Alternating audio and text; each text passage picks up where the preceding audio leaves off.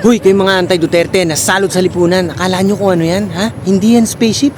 Yan ay Marina Bay Sands dito sa Singapore, hindi katulad dyan sa Pilipinas na nabubuhay pa rin kayo up to now sa kabulukan dahil sa katulunggisan ng bangag na administrasyong to. Yun lang yun eh. Pero kayong mga NPA na pinklawan at sanipuwersa na kayo ng mga bangag na loyalistang yan, no?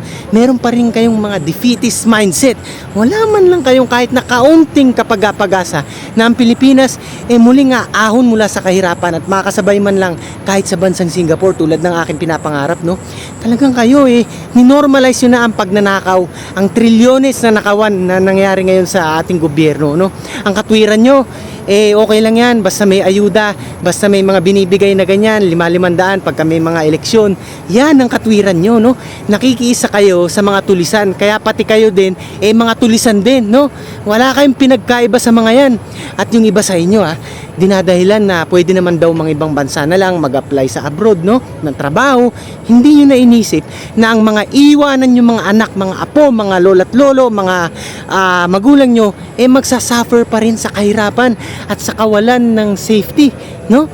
Talagang nagiging makasarili kayo no, para isipin yan. Hindi nyo na lang gayahin yung mga Singaporeans. Ang mga tao dito sa Singapore, no, they treat public funds as their own money. Bawat sentimo, bawat dolyares dito, talagang iniisip nilang pera din nila yun. Kaya kita nyo, hindi nila tinotolerate dito ang mga tiwaling mga opisyal. Pagka may nangyayaring korupsyon dito, si Sante agad ng taong bayan, ha? Ang taong bayan mismo ang pumapalag dito.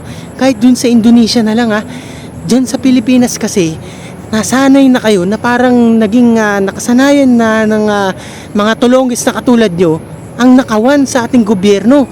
Kaya yan, parang pa-easy-easy na lang kayo na iniisip nyo na wala na rin namang pag-asa, pare-pare sa mga politikong mga magnanakaw, no?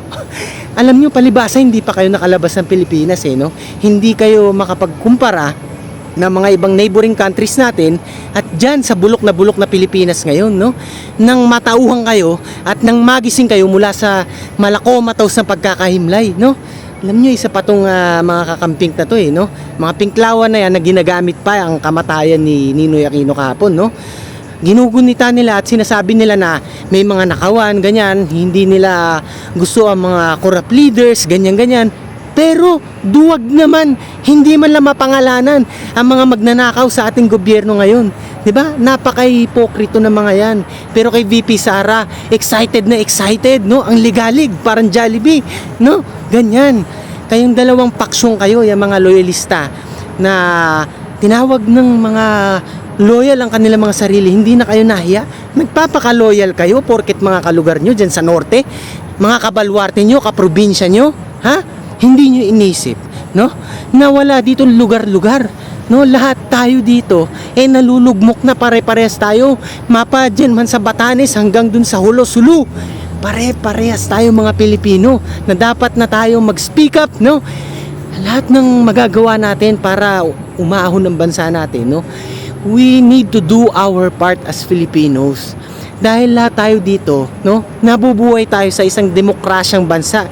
Hindi tayo pwedeng patatahimikin. At higit sa lahat, hindi pwedeng i-weaponize nila ang batas, ang justice system. Which is yan ang kinasanayan at ang ginagawa ngayon sa bangag na administrasyong ito, no? Kita nyo? Talagang walang sawa nilang pinupukol ang mga Duterte, si VP Sara. Puro impeachment trial na lang. Pero kayo ngayon dyan, hirap na hirap kayong makakain man lang sa labas, no? Hirap kayong pagkasyahin ang mga minimum wages nyo. Pero kayo, no? Yan na ang normal para sa inyo. Naniniwala kayo na middle income country ng Pilipinas, di ba? Yan ang pambe-brainwash ng bangag na administrasyon to. Talagang kailangan ngayon, no? Mamulat na kayo at i-instill nyo sa inyong isip, no? Sa inyong mga puso, sa inyong diwa na maging makabayan na kayo as early as now. Nang sa ganun, ang Pilipinas maging katulad naman ng Singapore one day. So hanggang sa muli, ang inyong pinakasiga sa mga siga, Tigasing Noy P.